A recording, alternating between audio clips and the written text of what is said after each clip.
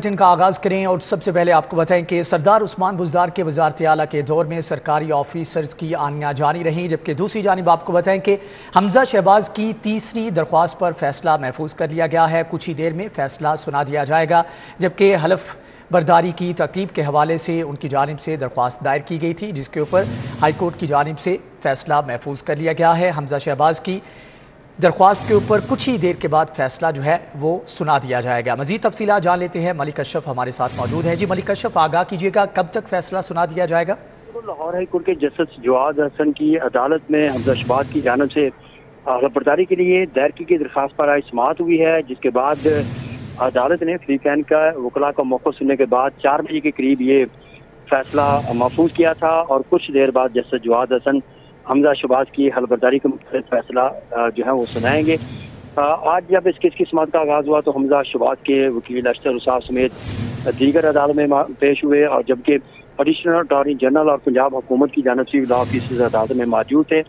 दरख्वास्त गुजार जो थे उनकी जानिब से ये मौक़िफ़ तैयार किया गया था कि हमजा शहबाज जो है वो कैद ईवान मुंतखब हो चुके हैं, लेकिन इसके बावजूद गवर्नर उनका हल्फ नहीं ले रहे और ताख़ीरी हरबे इस्तेमाल किए जा रहे हैं। लाहौर हाई कोर्ट ने 2 मरतबा उनकी हलफबर्दारी के हवाले से अहकाम जारी किए, लेकिन उनका अभी तक हल्फ नहीं लिया गया। ठीक है मलिक अशरफ, आपका बहुत शुक्रिया। कुछ ही देर के बाद फैसला सुना दिया जाएगा।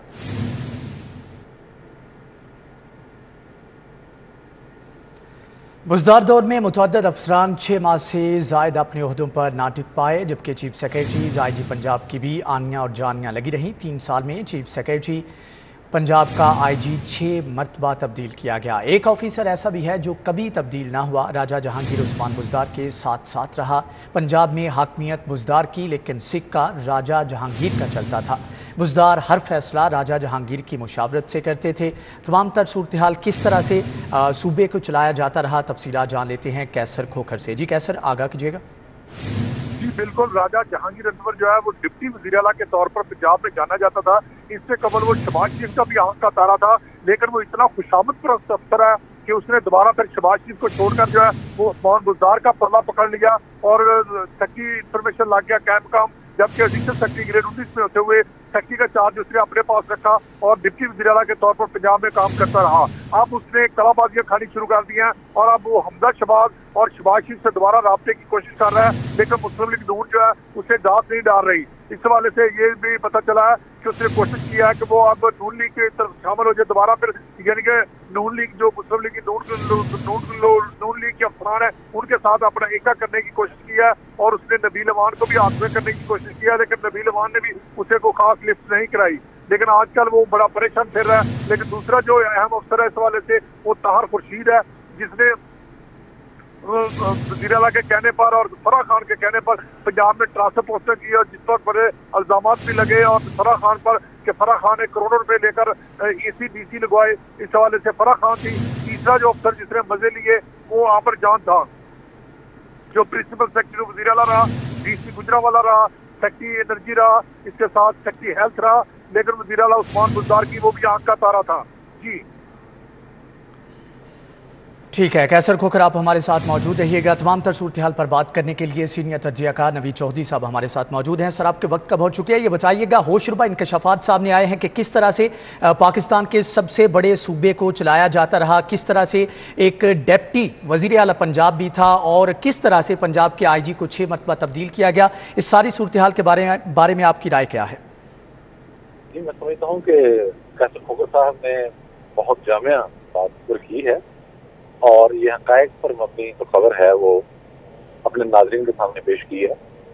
देखें, इस सूबे के अंदर जो अजीब व गरीब निज़ाम चल रहा था उसमें राजा जहांगीर अनवर का जो रोल था वो बड़ा मरकज़ी रोल था, लेकिन वो अपनी चालाकी के बायस कह लें, अपनी शायरी के बायस कह लें, अपने ताल्लुकात के बायस कह लें कि वो खुद को बज़ाहिर समझते थे कि मैं पर्दे में हूँ और आगे जो भी काम होता उसमें मेरा नाम नहीं आएगा, लेकिन जानने वाले मामले की तरफ समझते थे। सो ये सूरत हाल जो है मैं समझता हूँ कि वाज़ेह हो चुकी है कि जो सुबह रन कर रहे थे अफसरान में से जहांगीर अनवर उनमें सरफरिस्त था और वो हर तरह के फैसलों में शरीक थे। यहाँ तक कहा जाता है कि वो खुद तो अभी चंद दिन पहले گریڈ میں پروموٹ ہوئے ہیں، لیکن ان کے متعلق یہ کہا جاتا ہے کہ وہ چیف سیکرٹری اور آئی جی کی تقرری کے لیے بھی امیدواروں کا جو انتخاب ہوتا تھا اس کے حوالے سے پوری ان پٹ دیتے تھے، نہ صرف ان پٹ دیتے تھے بلکہ ان کی بات مانی جاتی تھی. تو ڈپٹی چیف منسٹر کہہ لیں یا میں تو کہوں گا کہ سپر چیف منسٹر کہہ لیں، کیونکہ اس طرح کا معاملہ تو سپر چیف منسٹر ہی کر سکتا ہے جو آئی جی اور چیف سیکرٹری کے متعلق بھی امیدواروں کا فیصلہ کرتا پھر. تو اب ظاہر ہے اب حکومت کے آخری دم ہے اور ختم تو ہو چکی ہے، جس کر کے بیٹھے ہوئے ہیں، تو یہ بہت ساری چیزیں اس حوالے سے سامنے آئیں گی مزید. ٹھیک ہے نوید چودھری صاحب، آپ کا بہت شکریہ. کیسر کھوکھر آپ کا بھی بہت شکریہ. D G health doctor Haroon Jahangir نے کہا ہے کہ گرمی کی لہر میں شدت آئی ہے اور آئندہ دنوں میں درجہ حرارت شدید حد تک بڑھنے کا خدشہ ہے. شدید گرمی کی وجہ سے بیمار پڑ سکتے ہیں، لہٰذا احتیاط کی جائے. آج بالکل رمضان اور مبارک کا بابرکت جو مہینہ اپنے اختتام پر ہے، ایسے میں جو گرمی کی لہر ہے اس میں بھی شدت دیکھنے میں آ رہی ہے. آج بھی شہر لاہور کا جو پارہ ہے وہ 40 سیلسیس ہے اور گرمی کی شدید لہر میں ہیٹ سٹروک کا بھی بڑا خدشہ ہے جو کہ انتہائی خطرناک ہے.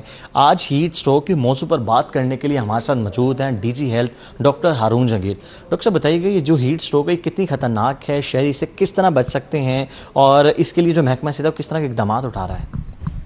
آپ نے بالکل صحیح پوائنٹ اٹھایا. آئندہ آنے والے چند روز کے اندر، چند ہفتوں کے اندر بھی گرمی کی شدت میں مزید اضافہ متوقع ہے. کل ٹیمپریچر ریکارڈ کیا گیا جیسے آپ بتا رہے ہیں، اور یہ آہستہ آہستہ انکریز کر رہے ہیں. پھر لوڈ شیڈنگ بھی ہے، باقی تماشے بھی ہیں، انوائرمنٹل پالوشن بھی ہے. لیکن اس کا جو لب لباب یہ ہے کہ اس شدت کی وجہ سے لوگوں کو ہیٹ سٹروک ہو سکتا ہے اور ہوتا ہے. اس میں یہ علامات ہیں کہ تیز بخار ہونا، کپ کے بھی جاری ہونا، جسم پہ دانے بننے اور غنودگی ہونا اور بیہوشی کی حالت جو سی ہے. اس صورت میں اگر کسی کو یہ علامات ہوں تو آپ سے ریکویسٹ یہ ہے، لوگوں سے بھی یہ ریکویسٹ ہے کہ اس کو ٹھنڈی جگہ پہ ہوا دے کے بٹھائیں اور اس کو ہوا دیں. لیکن اگر طبیعت بحال ہو تب پینے کے لیے دیں. بچنے کے لیے ضروری یہ ہے کہ اب رمضان کا مہینہ ہے. ڈی جی ہیلتھ کا کیا کہنا تھا آپ نے سنا. عظمت اوان ہمیں تفصیلات سے آگاہ کر رہے تھے، آپ کا بہت شکریہ. پنجاب اسمبلی میں ہنگامہ رائی کیس ایڈیشنل سیشن جج یاسین موہل نے 11 ایم پی ایس کی عبوری ضمانتوں میں 17 اپریل تک توسیع کر دی ہے. ایڈیشنل سیشن جج یاسین سوہل کی عدالت میں پنجاب اسمبلی ہنگامہ کیس سے متعلق 11 ایم پی ایس کی درخواست ضمانتوں کی سماعت ہوئی. ایم پی اے خیال احمد، شہباز احمد، ملک ندیم عباس، مہندر پال سنگھ، علی رضا خاکوانی، شجاعت نواز، عمار یاسر، وارث عزیز اور محمد رضوان کی درخواست ضمانتوں کی سماعت ہوئی. عدالت میں تفتیشی افسر محمد اشرف نے ریکارڈ پیش کیا، جبکہ ملزمان کے وکیل عامر سعید راں ایڈوکیٹ نے کہا کہ جس مدعی نے پرچہ دیا ہے ان کو عدالت میں بلایا جائے. پولیس ملزمان کو شامل تفتیش نہیں کر رہی، جبکہ تفتیشی نے کہا یہ ہمارے پاس نہیں آئے. عدالت نے ایم پی ایس کو شامل تفتیش ہونے کا حکم دیا. آئی جی پنجاب راؤ سردار علی خان کی زیر صدارت سینٹرل پولیس آفس میں آر پی اوز کانفرنس. عید کی چھٹیوں میں تفریحی مقامات، پبلک پارکس، مصروف شاہراہوں اور شاپنگ پلازوں کی سیکیورٹی کے خصوصی انتظامات کا فیصلہ کیا گیا. آئی جی پنجاب کی زیر صدارت کانفرنس میں صوبے کے تمام آر پی اوز، سی پی اوز اور ڈی پی اوز نے بذریعہ ویڈیو لنک شرکت کی. اجلاس میں چاند رات اور عید الفطر کے سیکیورٹی انتظامات کا جائزہ لیا گیا. تمام آر پی اوز اور ڈی پی اوز اپنے اپنے اضلاع میں عید الفطر کے سیکیورٹی پلان پر مکمل عمل درآمد یقینی بنائیں گے. نیوز بلیٹن سے فی الوقت اتنا ہے.